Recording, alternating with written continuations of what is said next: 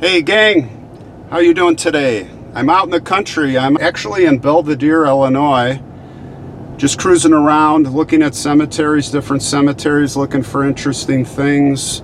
You never know what you're going to find, but you got to get out there. You can't just sit home and sit on the internet. I mean, I get some of my stuff from the internet, but I like getting out there and putting the foot miles in.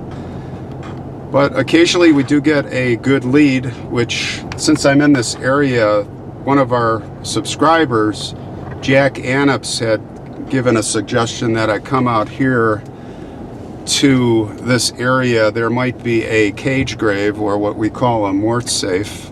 And I see we're at the cemetery now. It's called Shattuck Grove Cemetery. And there it is on the left. So as we pass through here, and by the way, the blood cemetery is around here and just to the north. That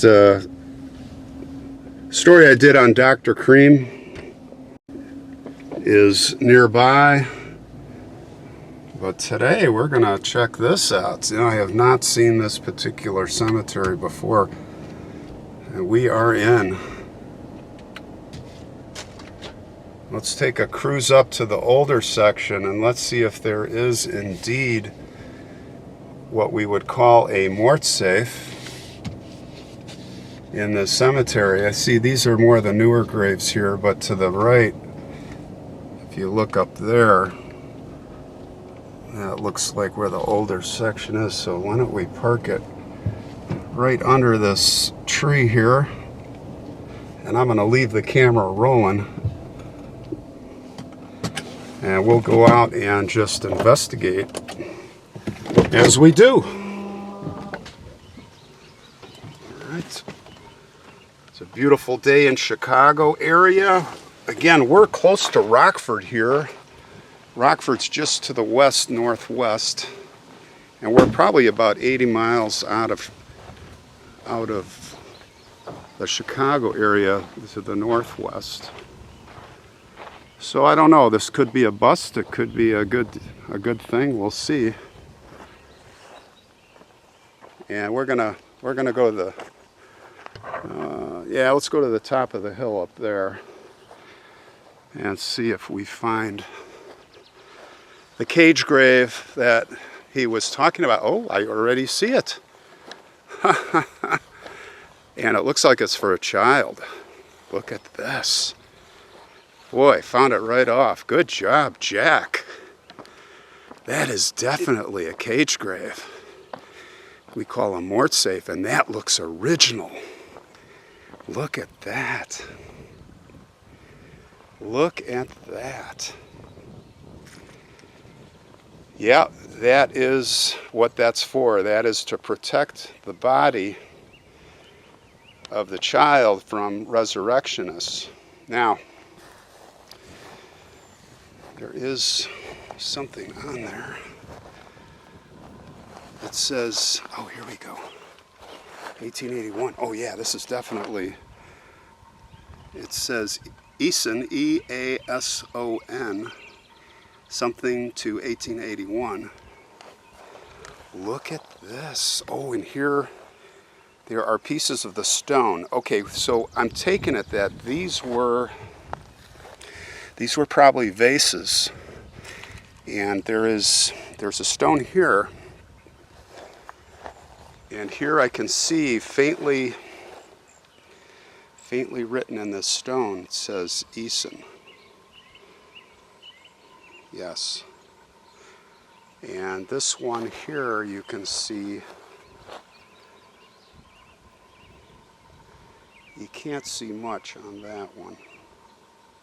This is a great find. Jack, way to go. And it really is great to have subscribers and viewers like you, friends like you, that can do this, because there are millions of cemeteries, and you physically, you know, I hope to get lucky, and I get lucky sometimes. But this is an unbelievable find. Now, look at this. There's like a hanging ornament here. Look at that, it's cast iron. and it's hollow. There's some chains here. I don't know if those are original, but look at the detailing. All cast iron. And there was something here. There was something there, probably an ornament. Yeah, let's check this out. Now look at this detail. I wonder what this is. What do you suppose that would be for? Don't know. Very interesting. So I don't think we can read anything on this stone. Put it on the stone here. Yeah.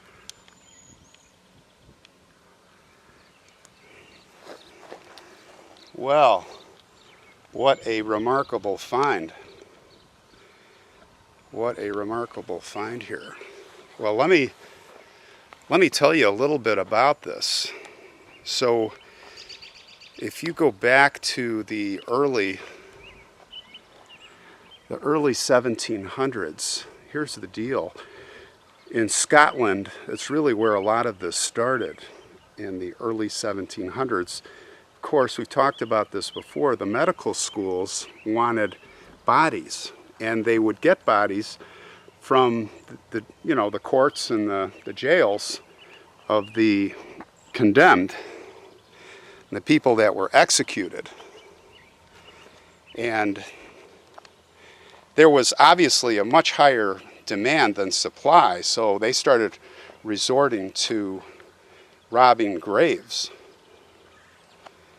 And you can look at the Marilla episode 3 of the trilogy, and it'll tell you how they did it. And let's walk along, and I'll tell you a little bit about it. Let's look at some of the older graves here, and then we'll circle back.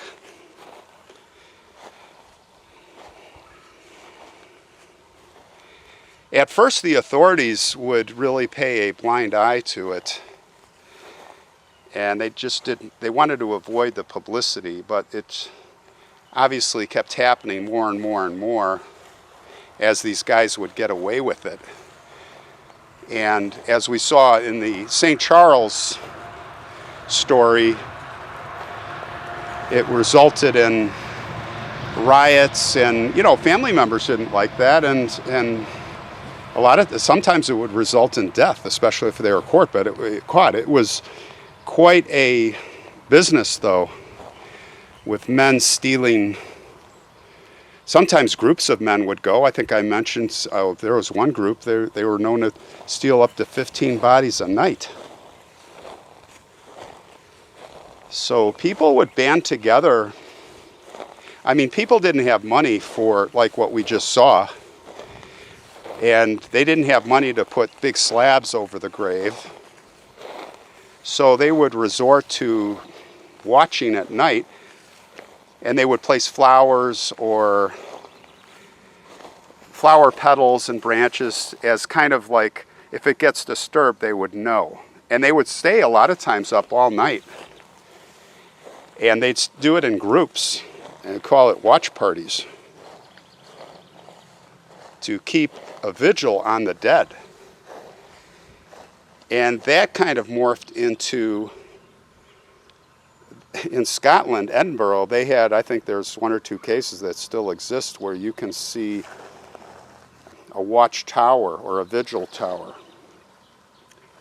I would love to, when I go there, we're going to really check that out.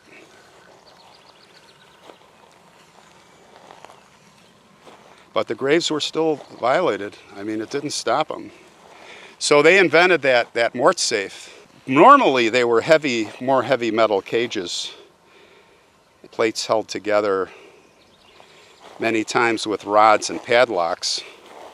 And a lot of them you can go and still see them in Scotland and I believe in England.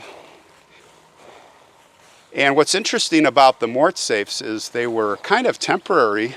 I mean, some of them you see now are permanent, but they were temporary in that, once the body decays 6-8 weeks, then it's no good to the resurrectionists.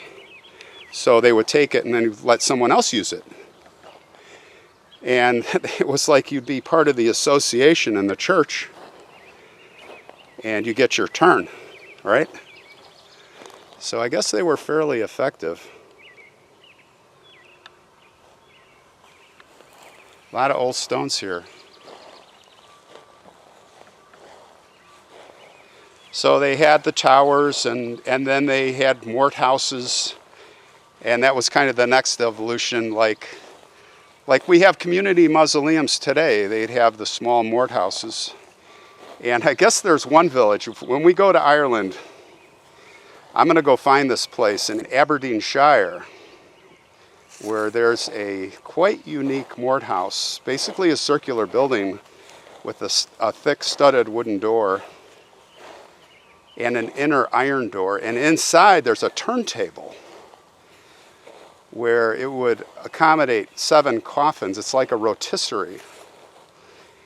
And, you know, the open spot that you could access would have the decayed corpse, and as you turned, you know, it would be locked.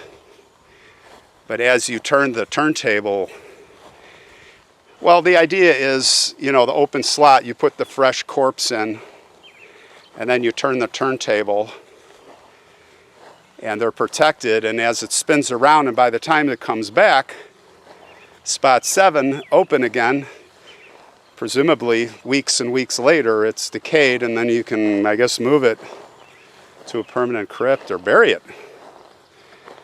Him or her, I guess you would say. So, quite interesting.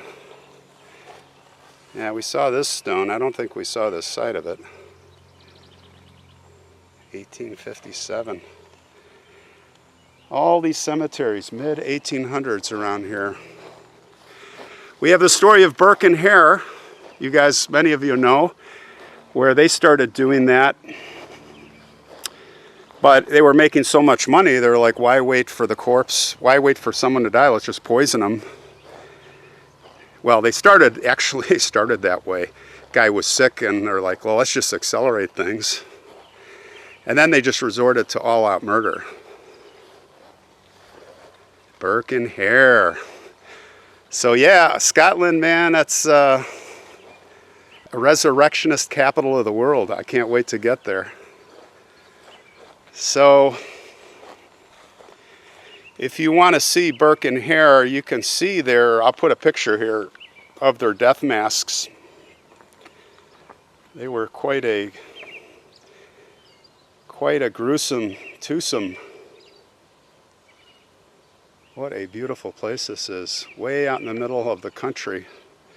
You would never know this child was protected by a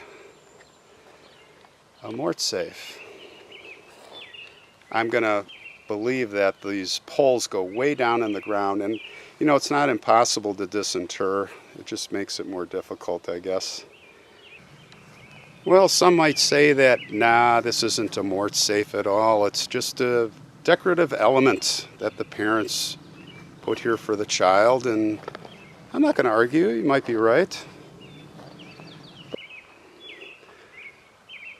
All right, well, thanks, Jack, again for giving us this lead. This is really an interesting find, I think. And to whoever the child is, I assume it's a child, hopefully they're resting in peace, along with everybody else here